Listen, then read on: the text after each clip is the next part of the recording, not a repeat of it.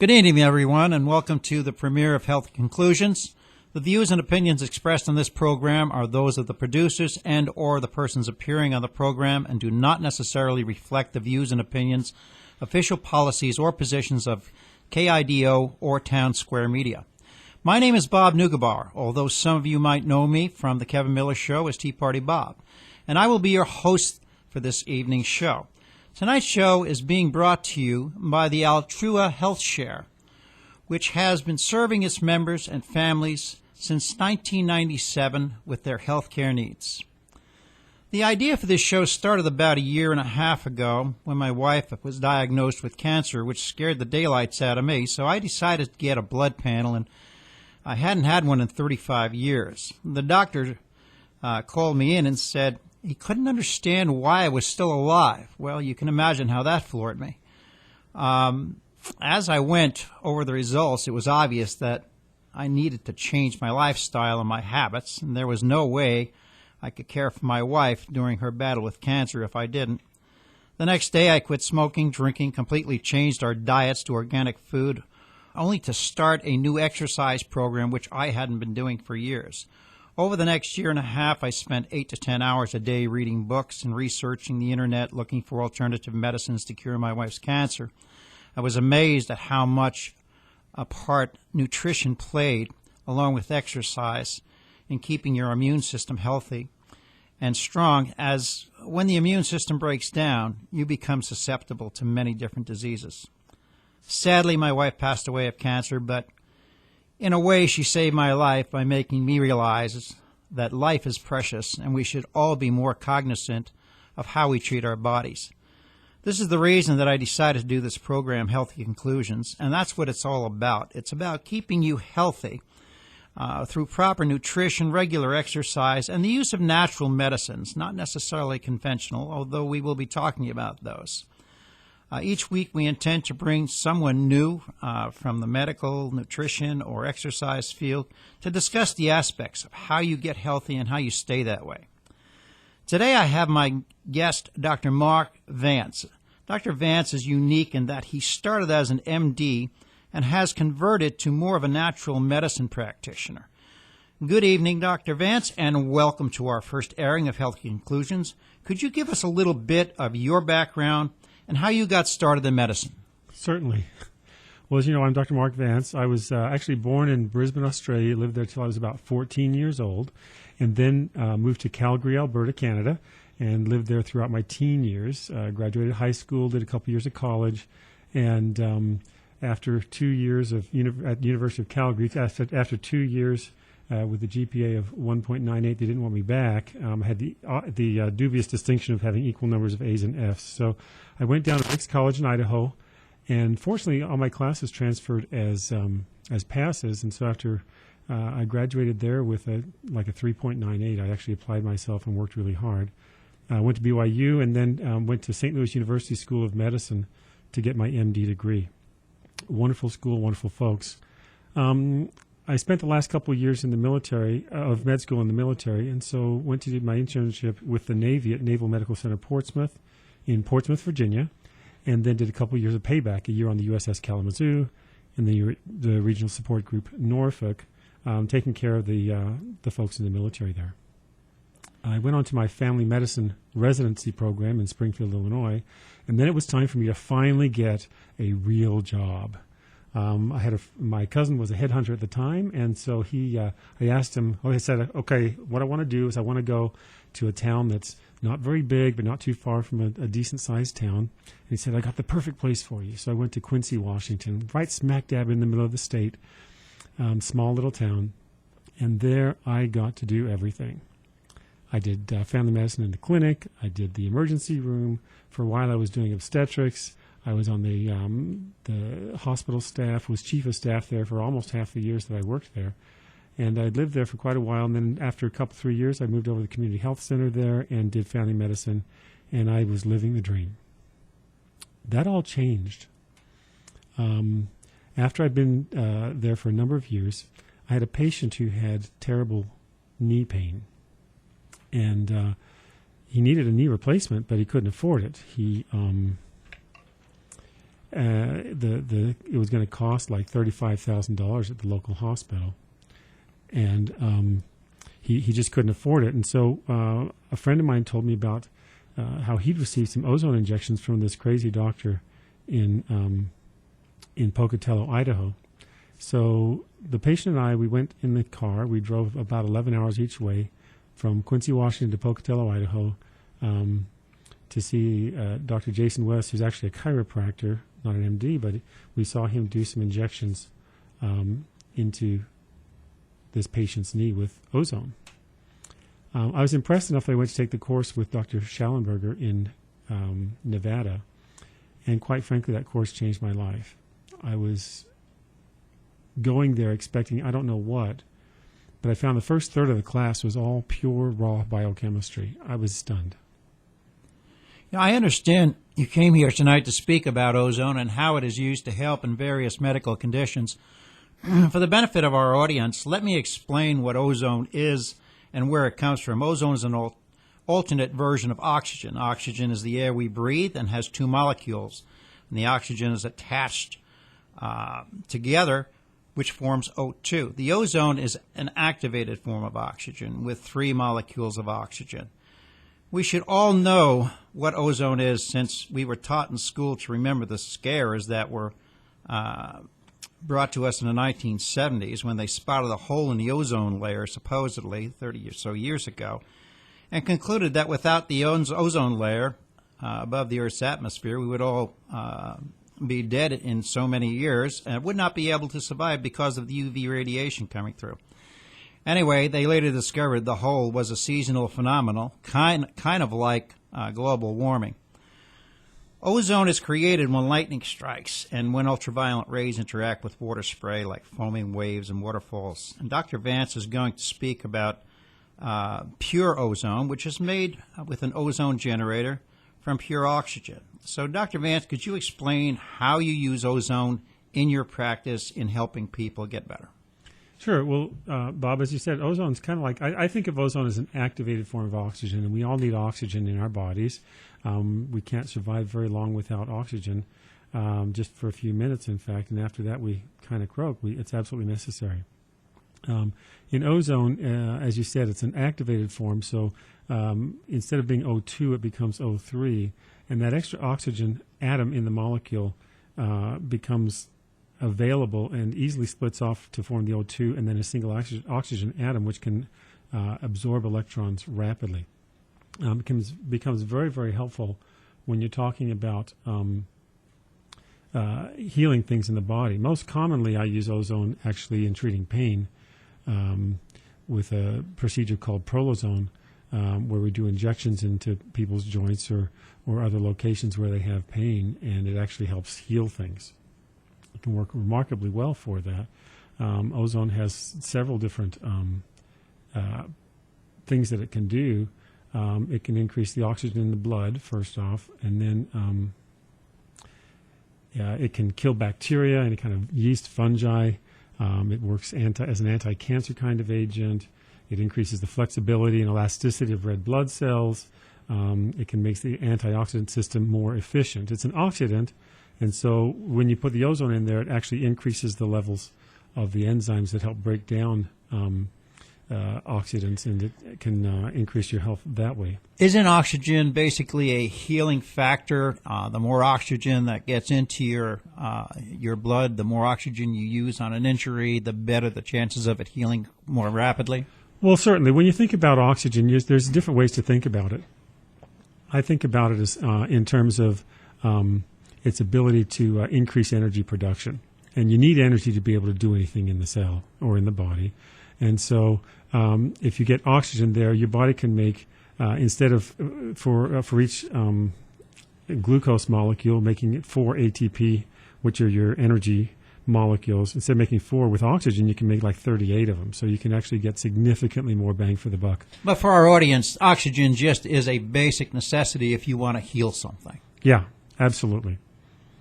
And low oxygen levels contribute to all kinds of disease and contribute to the formation of just about any kind of medical problem out there.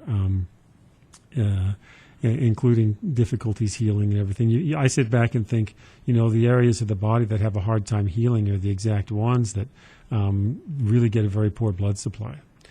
And so when we do the Prolozone, we sit back and think, gosh, if we can get some oxygen to those areas, if we can get some of the ingredients that you need to actually heal things, then we can get them to heal up just fine. Well, I know a lot of the books and records that I've read through indicate that oxygen is really crucial when it comes to inhibiting cancer. Well, yeah, so Otto Warburg won the Nobel Prize back quite some time ago for his research in that field, actually. All right, we're going to have a break here now. We'll be back to you very shortly, and Dr. Vance will tell you how he's been using ozone to cure his patients. Well, we're back, folks. This is Bob Neugebauer, and we're here with Healthy Conclusions Premier, and speaking with us today is Dr. Vance. This is KIDO 580 AM.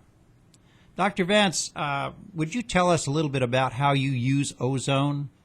Oh, certainly.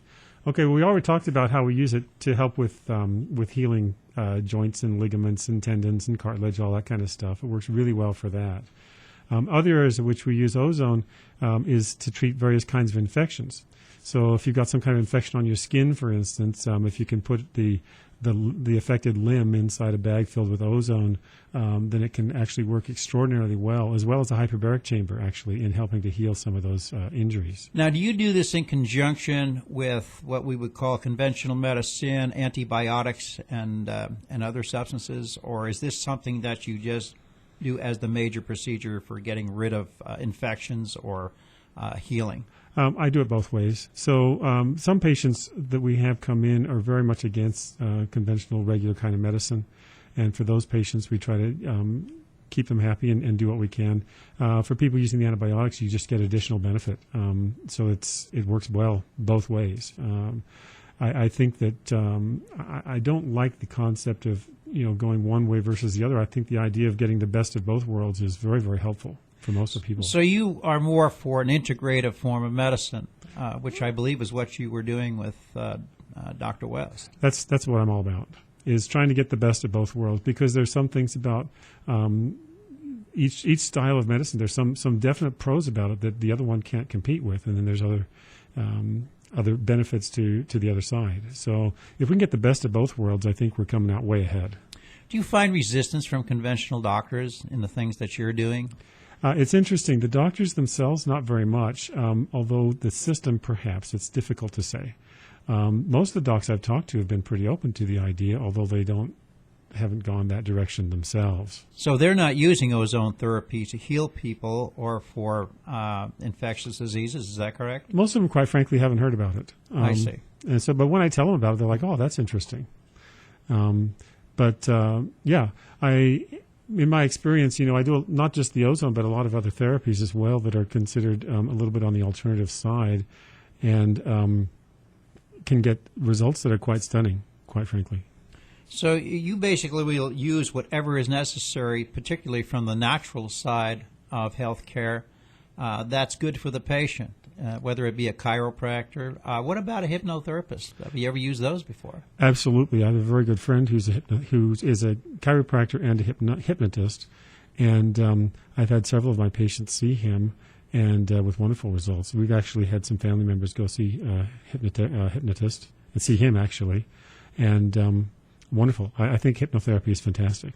So you're treating the body and the mind, and basically taking a look at the whole person, rather than if I went to see a conventional doctor, he would look and say, well, you've got this little infection here in your arm, but doesn't look at any other aspect of what's going on in my life. Well, I tell you, my background's in family medicine, and what I liked about the whole concept of family medicine is it tends to be a little more integrative, even though it stays within the regular model typically. Instead of having the patient see they may see their cardiologist and their gastroenterologist and their neurologist and their orthopedist and all the other ologists, but it's still important for them to have a regular primary care doc who can actually quarterback the whole thing. Somebody can look at the actual person themselves as opposed to an individual organ. So when you do this work with ozone, is this something that's covered by insurance in many cases, or is this something that's kind of off that people would pay for themselves? It's considered completely alternative. Insurance companies don't cover it, and I've never had an insurance company cover this. And we just tell people, it's out of pocket. So regardless of the fact that it is efficacious for healing, they will not permit coverage of it. Is that correct? Right. When I got back from it was interesting. When I got back from Schallenberger's lecture, I bought an ozone machine there, and I went back to my clinic. I said, "This is fantastic. We're going to start doing ozone in the clinic, and we're going to heal all these people that have all this pain." And I had a ton of pain patients, and I said, "We're going to fix all these people. It's going to be wonderful." And the clinic says, "No, you're not." And they said, "Well, you don't understand." They said, "Okay, well, give us some information." We gave them a bunch of information, and they came back and said no. So I ended up having to start my own clinic on my day off at the local nursing home, just renting a room and seeing some of my pain patients that I had and doing some of this therapy on them and actually getting them out of pain. It was phenomenal. I presume that you were in a clinic with conventional doctors. Is that correct? Absolutely, yeah. This was a standard, run-of-the-mill. It was a community health center, actually, at the time. Wonderful folks, wonderful mission. We did a lot of good care there. But there was just a resistance to practicing outside the box. So you find the resistance, even though it's efficacious and it does cure a lot of these problems. Like I say, for the most part, it's not the individual docs that I've had so much of an issue with. It's more just kind of the system. It's not part of the standard fare, and so it becomes difficult for people to code or to bill, and they just kind of don't want to go there. Which is because we have a third-party system. However. Right. Okay. But if you had somebody with an HSA, they wouldn't have a problem. With an HSA, yeah, I think that should be much more amenable to this kind of thing. We've used ours on this kind of thing. So I guess you'd be looking forward to whatever President Trump is going to do as far as HSAs go. Well, I'm certainly curious to see what the heck he is going to do. I'm very curious. Well, getting back a little bit to the ozone situation, I understand that ozone is used for water purification instead of chlorine, which basically chlorine is a toxic agent, and it interacts with organic molecules in the water, creating an even more toxic product called trihalomethanes. Now, that's a pretty big word for me. But it's interesting. Why would you think that we have chlorine in our water rather than ozonating it, which would make it even purer, but with no byproducts? I confess I haven't looked into the history or the politics behind this. I honestly don't know. My suspicion is that we started using the chlorine back when that was the thing to use and maybe the best evidence that we had at the time, and it just kind of continued. Certainly in a lot of the bigger cities, some of them in the U.S., but certainly in Europe, Los Angeles, Montreal, and a bunch of the European cities use ozone as their water purification system, and works fantastic. I've heard of Olympic athletes who didn't want to swim in a chlorinated pool. They wanted to swim in an ozonated pool.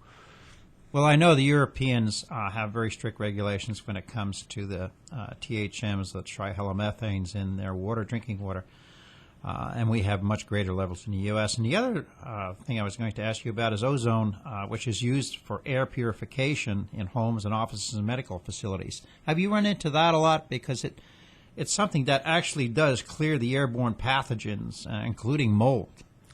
Yeah, so ozone works fantastic for that, and for buildings and for spaces. Ozone's probably about as good as it gets.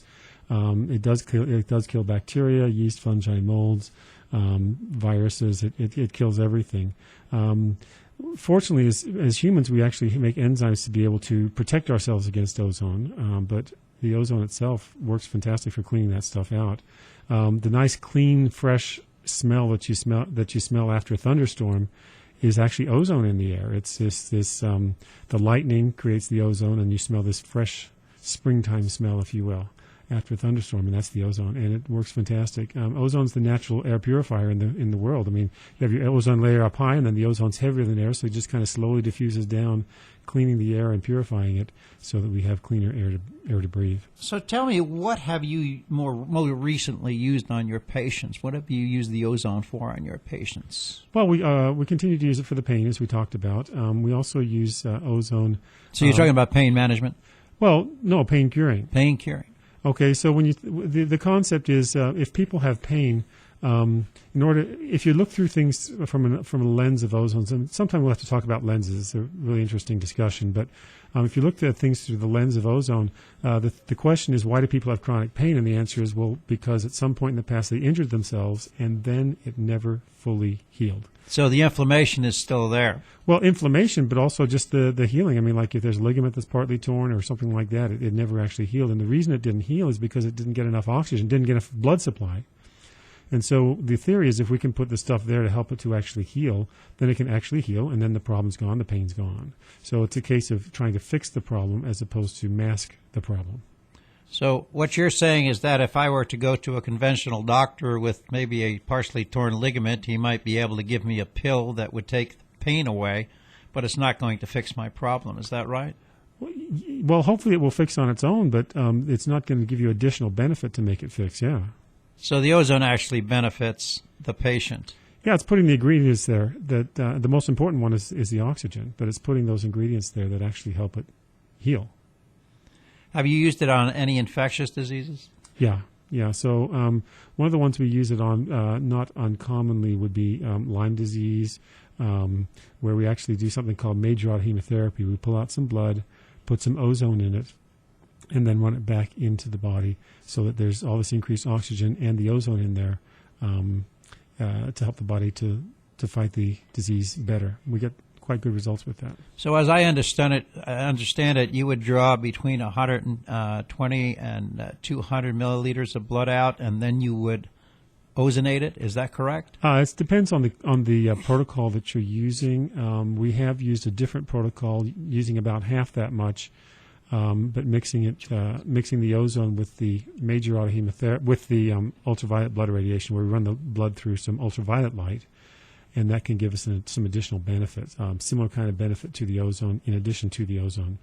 Some of the other protocols call for more blood, and we're just getting started on how much blood and how well we can do it. Okay, and with that, we're going to cut off here for some commercial break on KIDO 580 AM. This is Bob Neugebauer, and you're here with Healthy Conclusions. We're back again, folks. This is Bob Neugebauer on Healthy Conclusions, and we're here with Dr. Vance. Is there anything further you'd like to say about ozone, or should we just kind of move on to something different? I think that's okay. In my experience, just ozone is fantastic for so many different things. Just amazing. So it's a recommendation of yours if you've got a problem, then you have a health problem that you need healing on, or you have an infection. This could be an alternative. Well, it's one of the ingredients that we use for people who, they've been out to see all the everybody's, all the ologists, if you will. And if they haven't gotten better, this is one thing that we use a lot of times to help people get better. It works remarkably. Sounds good. I'd like to move on and talk a little bit about vitamin D. Now, vitamin D deficiency is kind of a pandemic in the United States, but many Americans, including physicians, are not aware that they may be lacking this important nutrient. Despite its name, vitamin D, it's not a regular vitamin. It's actually a steroid hormone that you get primarily from either sun exposure or supplementation, and its ability to influence genetic expression that produces many of its wide-ranging health benefits. Researchers have pointed out that increasing levels of vitamin D among the general population could prevent chronic diseases that claim nearly 1 million lives throughout the world each year. And they say the incidence of several types of cancer could actually be slashed in half. Now, vitamin D also fights infections, including colds and flu, as it regulates the expression of genes that influence your immune system to attack and destroy bacteria and viruses. So vitamin D, it does an awful lot of different things. Could you tell us a little bit about your experiences with it? Because I know you're into higher levels of it. Yeah, I'm a big fan of vitamin D. It's interesting. I never really knew much about vitamin D, and it's actually not even a vitamin. It's a protohormone. Your body can make it, and of course it makes it after sun exposure, after being exposed to the ultraviolet light. Vitamin D is something that is truly remarkable. If you can get the levels high enough, most people in this country, the normal levels are between 30 and 100, depending on which lab you use. But in my experience, most people's levels are actually lower than that, and some of them are in the critically low, dangerously low. One of the things that, if you can get the levels much higher, it's appearing that vitamin D can actually work quite well, even for things that you wouldn't think. It can help with preventing influenza. They've done studies showing that if you give people exposure to influenza virus, the people who don't get sick are the ones who have higher levels of vitamin D. Well, the Centers for Disease Control and Prevention reported that 32% of children and adults throughout the U.S. were vitamin D deficient. Is this one of the causes for our health problems? Yeah, quite frankly, I think it's a huge cause.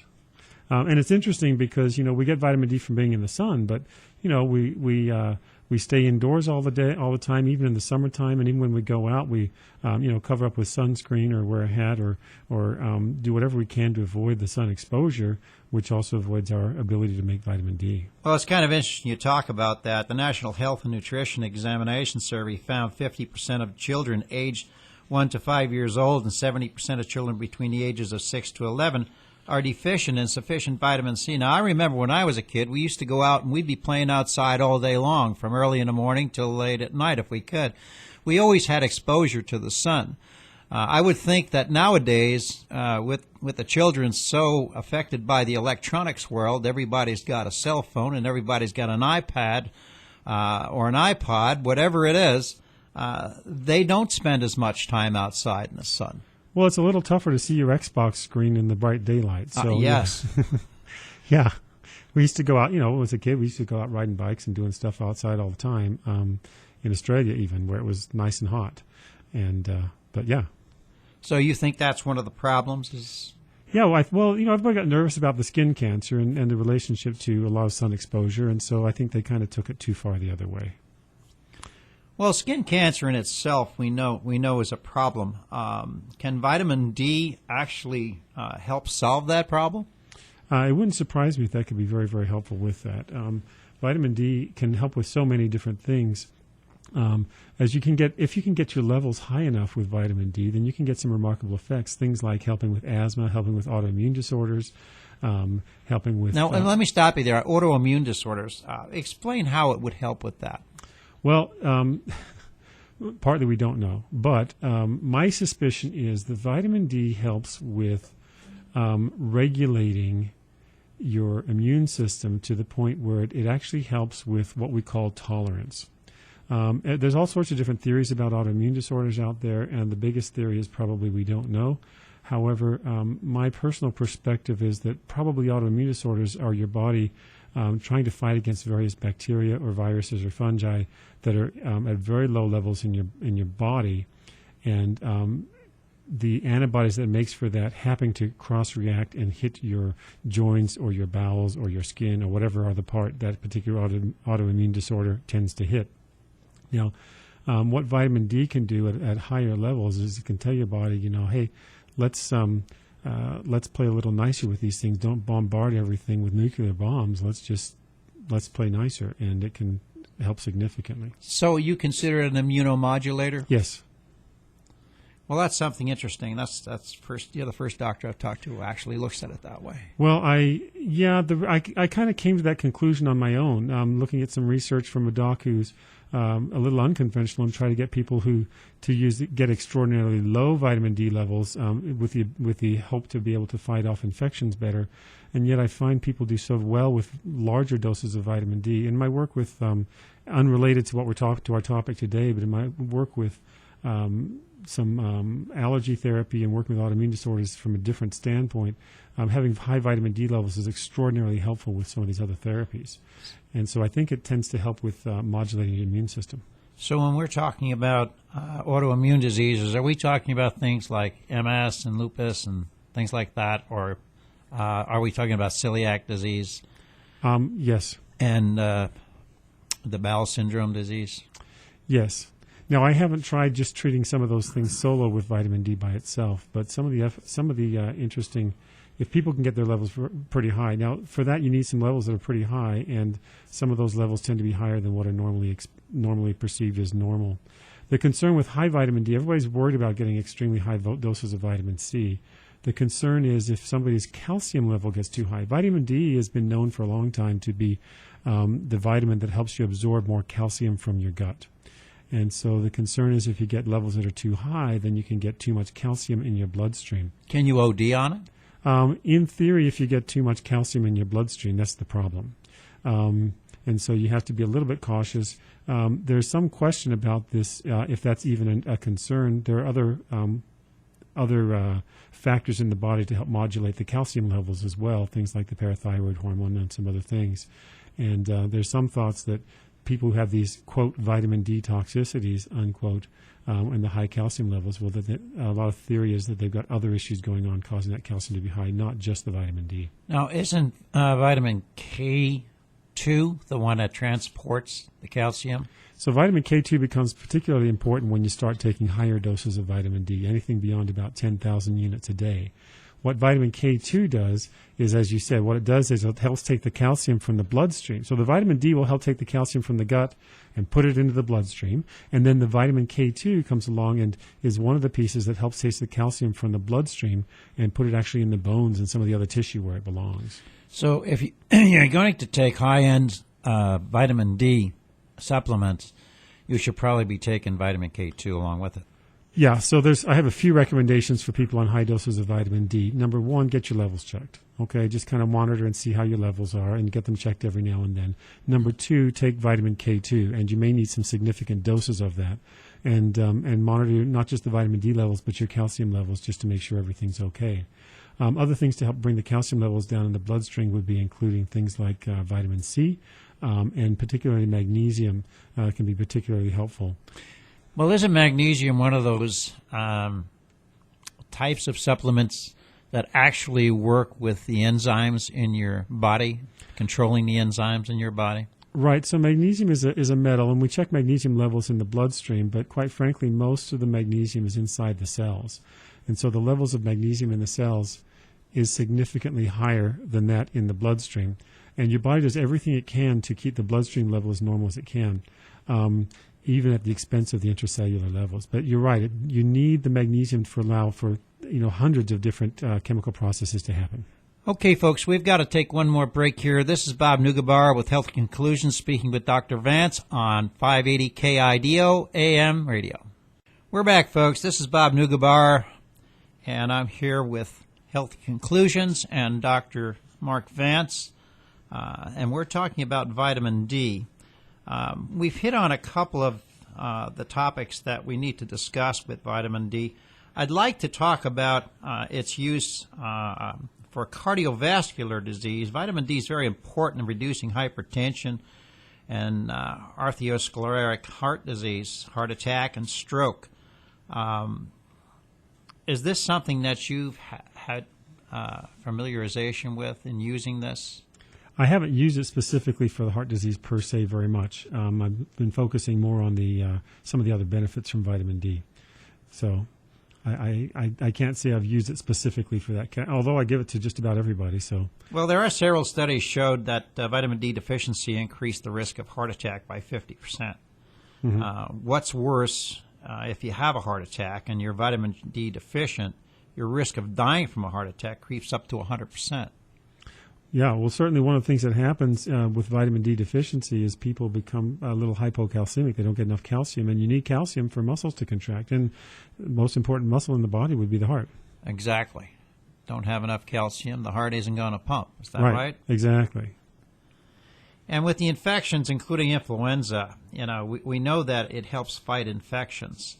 In fact, one study in Japan, for example, showed that school children taking 1,200 units of vitamin D per day in the wintertime reduced their risk of getting influenza A infection by up to 40%. And I was just kind of curious as to how this proves to be more efficacious or as efficacious as taking a flu shot. Now, I've had experience with my family with flu shots. I don't take them myself personally, but I have people in my family, every time they seem to get a flu shot, they get the flu. Right, exactly. And I actually when I was in Washington, I talked with our local public health doc about them. He says, well, if somebody gets the flu after a flu shot, that means it worked really good. It means that, they actually came up with some really good response to it, and they should, the theory is that if you do get the flu, it's going to be a little, not quite so bad as if you got it from elsewhere. For myself, it may be a little radical, but I'm not much of a flu shot proponent. I work in healthcare and various hospitals sometimes where they pretty much demand that you get your flu shot every year. I would prefer to see, either having the flu shot or getting a vitamin D level checked and make sure that's nice on the high side, and that should work well for preventing influenza. I heard about a study where they gave, it must have been military recruits because nobody else would volunteer for it, but they actually exposed people to, heavy exposure to influenza. And like I said before, the people with the high levels of vitamin D never got sick. I know for myself, when I take large doses of vitamin D, when and if I get sick, I'm just, a little bit queasy for like a day and a half, and I'm all over it, as opposed to getting knocked out. And I get exposed to pretty significant diseases all the time. So you don't take flu shots? Well, I try to avoid them where I can, although some of the places I work at demand that I take them. So, I have family that's in the medical field, and they have to get the flu shots also. Right. The problem is that 3 of them are sick right now with the flu. Yeah. So they're not in work. So I'm not the biggest fan in the world of flu shots. Okay. How do you feel about vaccines generally? Vaccines in general, I think it's one of those things that started out as a really great idea but went a little too far. I actually did some study, got my practitioner of natural medicine from the Pan American School of Natural Medicine, and looked a little bit at vaccines from an alternative perspective. And vaccines have been pretty successful in some things, but I think what happens is as you get more and more vaccines, we're getting less and less bang for the buck, and potentially causing more and more problems long term. Well, I know as I've looked through some of the studies from past history, they're finding that the children who have been exposed to these diseases at young ages, kind of like I was with measles, mumps, chickenpox, that their immunity lasts so much longer than when you get an immunization to these particular diseases. Well, yeah, with an immunization, they either have to give a dead vaccine, a dead virus or whatever, as the vaccine, in which case you may not build up quite so much immunity, or they have to give an attenuated, just a really low dose of it. And again, it's hard to build up as much immunity as you was if you either got the disease itself or had some significant exposure to the real stuff as a kid. So what you're saying is that it is better if you actually do have the disease, your immunity will last longer because you're using a dead virus in the vaccines. Yeah, I think it lasts longer. The big argument these days is on the chickenpox versus getting the shingles later on in life, and I'm going to avoid getting in that argument right now. Well, and as I understand it, the shingle virus doesn't last that long anyway. From some of the research I've read, basically it lasts about 4 or 5 years, and then you have to get a booster shot. Well, like we were saying before, the vaccines have limited efficacy. Exactly. And when you talk about limited efficacy, how do you feel about giving children all of these vaccines that they get? Well, I'm, as an MD, I'm a little bit on both sides of the fence on this one. I think that's why I'm asking you the question. Yeah, exactly. So I'm going to take a middle of the road approach. I think for some of the vaccines, I think are important. I'd sure hate to have anybody come down with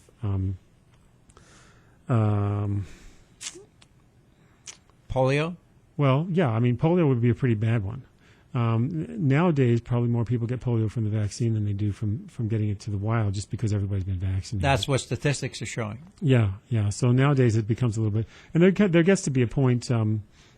There gets to be a point where it's when you get more and more people vaccinated, you get less and less exposure to certain of these diseases, and there comes a point where we're spending more and more money and effort and dollars into trying to prevent less and less disease. Well, they're saying even the shingles is caused by the fact that older people don't spend enough time around young people who can have a tendency to get the chicken pox, which would, if they were exposed, enhance their immunity. And it's because they don't get that enhancement in their immunity and their immune system doesn't kick back in that they wind up with shingles. Well, it sounds like some of this falls in the law of unintended consequences. Yes. Yeah, pretty much. And that's the unfortunate part. One of the other concerns historically with some of the vaccine has not been the vaccine itself so much as the adjuvants or some of the other chemicals that they use in there to make the vaccine work better. And Are you talking about trimersal? among others, yeah, thimerosal would be one of them. That's the one with the mercury in it, and some of and we've moved away from some of those, but they replace them with aluminum and some other things that could potentially have their own problems. Well, as far as I know, aluminum is not part of the human body when you're born. It's not something you have in your body. I don't routinely check aluminum levels. So Right, and the same with mercury. So, if you're putting a foreign substance in your body, you can be sure that it could have some problems down the road. Interesting, they did a study in England. There's a tradition there where they kind of keep the baby's first hair clippings when they cut their hair for the first time. And I heard of a study where they actually checked the levels of some of the heavy metals in kids, and then later on, after the kids came down with things like autism or some of these other things, compared what the levels of the heavy metals in the hair was compared with normal kids. And it turned out that the levels of some of these heavy metals was much lower in the kids with the autism, suggesting that perhaps these kids aren't able to excrete it or get rid of it near as well as the normal people would. And so these levels can build up to more toxic type levels in those people.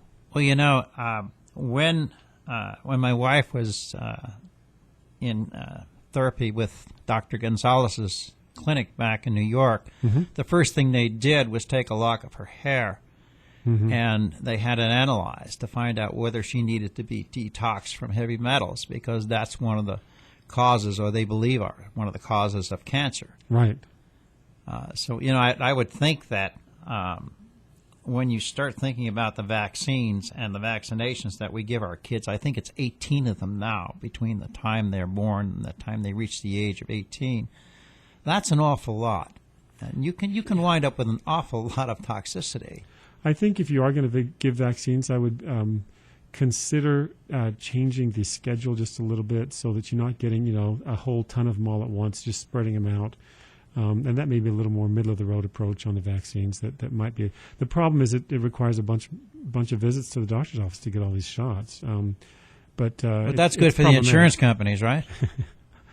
I'm not going to go there. Do you do vaccinations in your office? Oh no, we don't. We don't have any vaccines in our office. We don't do primary care so much. So that's not the field that we've chosen. We're taking care of more people that are not getting better in the regular medical system. Well, certainly I think there's a place for more doctors like yourself. I think more people are looking to do things in a natural way.